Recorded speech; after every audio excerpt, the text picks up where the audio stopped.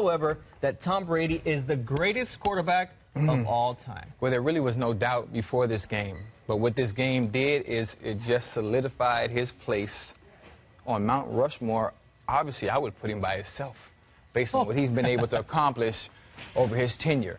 And I would like to also add Bill Belichick to that as well, because without Bill and his mindset and his philosophy and coaching staff, it wouldn't have been possible. It's right there. It's the crowning achievement of a. But I agree with. He didn't need this. Yeah. Now this is just the moment where you go, oh, so this is why he's so amazing. It's like every cherry on quality. top. Exactly. Every quality that makes him amazing, the best of all time, was on display in this comeback, which is why I believe that this is just a crowning achievement. There was no doubt before. Yeah, look, it left no doubt at this point. I think that if you had any doubt whatsoever, you saw the greatest comeback in Super Bowl history, down 25, which, by the way, he usurped his own record, which was a 10-point deficit. Exactly. So that just goes to show you what we're talking about. When guys are sitting here wondering how much more does he have left in the tank, it shows you he clearly has plenty left in the tank. At 39. This is the fifth time in a Super Bowl that he's led a comeback. The greatest ever was this time around by 25 points. But Julian Edelman said he never doubted in his quarterback. You've been in the trenches with Tom Brady. Was Edelman saying the truth? He was saying the truth. He was saying the truth. Sometimes when you're losing, and you're losing that magnitude, you can look at someone's body language and tell, okay, they're out of it. They're out of it. If you pay attention to Tom and the time that they did show him when the score was 28-3 and they were down, he hadn't changed. He looked completely relaxed. He looked relaxed. Yeah, everybody is paying attention to the top dog in a situation like that. I almost thought it was weird because there were times where, you know, again, they're in the late in the third quarter, early in the fourth, they're down 28-3, and I'm thinking to myself, they need some urgency here. Why isn't there any? But they were completely cool, calm, and collected. The same way. The level of command and respect that Tom Brady, just his mere presence, demands, and you've been there in that locker room, you can't teach that. No, you can't. It's just something that he has. He is the captain. There's just no doubt about it. The other Greatest thing, of all time. the motivation. He said he did it for his ailing mother, and that is one thing that cannot be overlooked. When your heart is in it and your mind is in it, Tom Brady just on a whole different level. All right, Super Bowl 51 was a tale of two halves. Why? Because it's the comeback boys.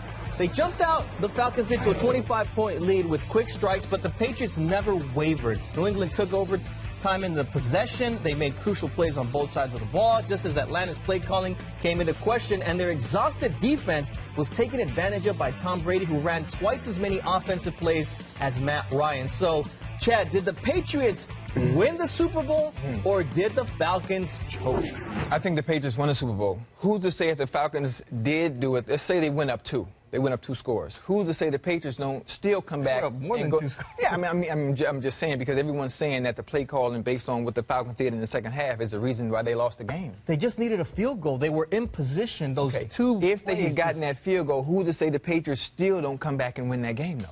Who's to say? I say. Matt says. Because I think it's a choke job. Let me tell you something. With 3 minutes left, okay, the last 2 drives for the Atlanta Falcons, I think all of us could have done a better job playing Madden, to be honest with you. All right, at the end of the day, you have guys that are rushing for 6 yards a clip, Chad.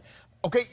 Wait, hold on. You were rushing for 6 yards a clip. But they only rushed the ball 4 times once they were up 28-3. I would have liked to have seen them run some clock. And by the way, they were also snapping the ball with 15, 13, 12 seconds left on the clock. They needed to make sure they run that clock down between plays. They did a terrible job of managing the clock, terrible job of play selection, and then ultimately, in that situation, okay? They had an opportunity to run the ball at the 27-yard line. They got the penalties. They got all the things. Took themselves out of field goal range. That cost them. Matt Bryant was 97% within 50 yards.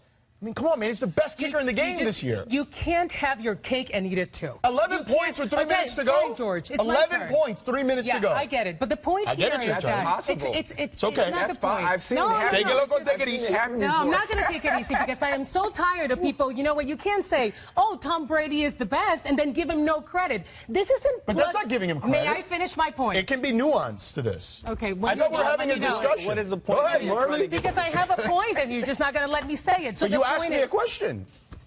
Please proceed. You know, maybe am I allowed now? Okay. Go. All right. So my point being that if we call him the greatest of all time, and if we say, so this is plug and play NFL, so then anyone could have done it, You're taking credit away from what the Patriots accomplished. The Falcons could have made the exact same mistakes that they did, the exact same calls, and then you're saying that any other team would have done it. No, the reality didn't say that. No, absolutely, because you said the Falcons lost it. The reality so then is... this is the point. The point is that if it never happened before, it required a Hall of Fame quarterback. It required a 5-time Super Bowl winner. It required someone to control the clock over 20 minutes in the second half. It required Tom Brady, Bill Belichick, and the New England And what Patriots. it required was time. They won the game. And it required time, which means the Falcons didn't allow the amount of time they needed to run within plays, and that gave the Patriots more of an opportunity to capitalize on the situation. Clock management, if it's not the Patriots, play they don't calling, win. and the other thing, capitalizing on the plays. Julio Jones had an amazing catch that would have been the catch of the Super Bowl, and they were unable to capitalize and turn it into 3 points, Chad.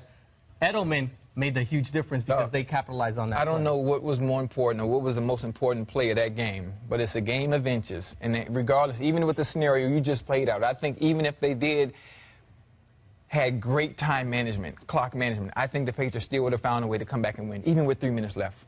That's just how I feel. All right. They were down 19 at the start of the fourth quarter. That was a tall order. All right. Advertisers, they paid $5 million each for 30-second spots, so they're sending a message.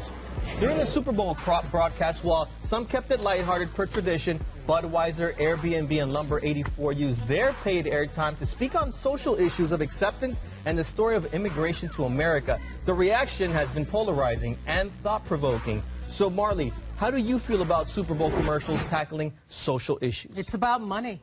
I mean, it's brilliant marketing.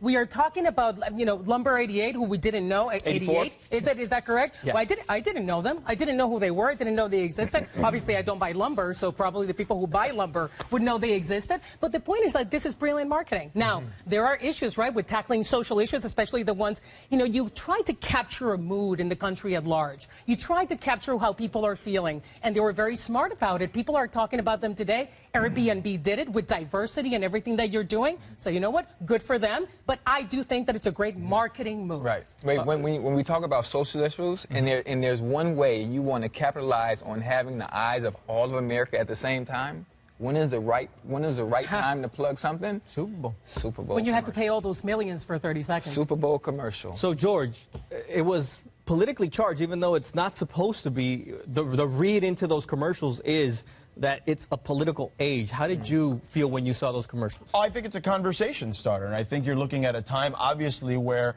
there's a lot of people yelling, there's a lot of people screaming at each other in a lot of cases, and they're on different sides of the coin, right, depending on what social issue we're discussing. And I think that there should be less of the yelling and screaming and more of the conversation. Now, hopefully this gets that conversation going. It gives people an opportunity to just have it as opposed to just being more polar and taking their particular side. One of the things that can be a little dangerous is obviously that there's going to be a lot of people who don't support what you stand for. But these companies are standing up there and saying, especially in this case with the lumber company, saying this is what we stand for.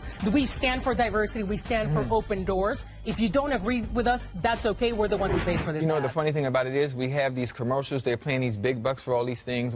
They're great conversation starters in environments like the Super Bowl. But what's the solution to the problem? Because we've been fighting and going through the same thing over and over, year after year, for an extremely long time. So this is a country divided right now, and these are some of the issues that speak to what is going on. I think the Lumber 84 commercial had to be cut down because of the fact that they had a wall in there, and so even the fact that you're paying all that money, the 84 Lumber situation, they even had to give in to the broadcaster because they wouldn't allow their full message to be heard. But the message, this isn't new, right? We've seen it, Coke has done it with their diversity commercials. We saw the Clydesdales kneeling at Ground Zero, which was a very emotional commercial, tugging a little the heartstrings. We saw Google seeing people, hang the rainbow flags and all this stuff. So I think that if it is what you stand for, good for you. And then, you're the one who paying for it. I wish I had the money to have my own commercial. a love movement. As an aside, by the way, the commercials were terrible overall. Like, the ones that were supposed to be entertaining were not entertaining. There were a few. All right. Down to the wire. Super Bowl 51 featured the 25-point comeback from the New England Patriots, who were down 19 points in the fourth quarter and came back to beat Atlanta in overtime. The World Series That Game 7 was won by the Cubs in extra innings, ending a century-old drought that was unforgettable after the rain delay, too. Now, the Cavs, they won their first title by becoming the first team in NBA history to overcome a 3-1 finals deficit against the Golden State Warriors. And it wasn't all LeBron James. It was Kyrie and this three that said, bye-bye, Steph. And then Clemson. They won the college football playoff championship in dramatic fashion on the final play of the game, defeating Alabama in a rematch of last year's title game. So, George, the question is, what was the best championship game this year? I don't think you can go wrong with any of them, to be honest with you. I mean, you're literally splitting hairs here, right? So what I would say is I went with the national championship game only because I feel like there isn't someone to blame in those situations. I thought those teams played as flawless as practically possible. Like, there wasn't a moment where I said, man, Nick Saban, he blew that, right? Whereas at the other games, I can say, well, this guy did this or this guy did that. We just talked about the Super Bowl. Draymond Green obviously cost his team at least one game, right? Potentially the series. So I just feel like there were mistakes made by the team that lost that could play into the result. These two teams, Alabama and Clemson, literally was who had the ball last because they played so well. I think that, and you guys know that baseball is my favorite sport, and I'm going to be partial. And I feel that being in Cleveland to see the Cubs win and seeing this Game 7, which is one of the most epic Game 7s ever, and given the teams involved and the epic drought from both sides, 70 years, 107 on one side, and it had everything. It had a rain delay. It had a game-tying home run. It had extra innings. It had questionable managerial decisions. It had everyone criticizing from back and forth. It had small heroes like the 41-year-old catcher who's retiring, and just these things. I think there's nothing. I have never, and I have covered Super Bowl, just many things, and NBA championships. I've never seen a game like Game 7 of the 2016 World We get to see the Super Bowl at home. You were there. Yeah. So where does it sit in terms of these other championships? Definitely, most definitely number one with me. I don't care that the Falcons didn't make the right decision that everyone else feels they should have made to actually give themselves a chance to win the game. What we witnessed that night was greatness. From the Patriots organization, from that coaching staff, to what Tom was able to do and his supporting cast was unbelievable. You cannot even write that into a movie script and have it play out that way again.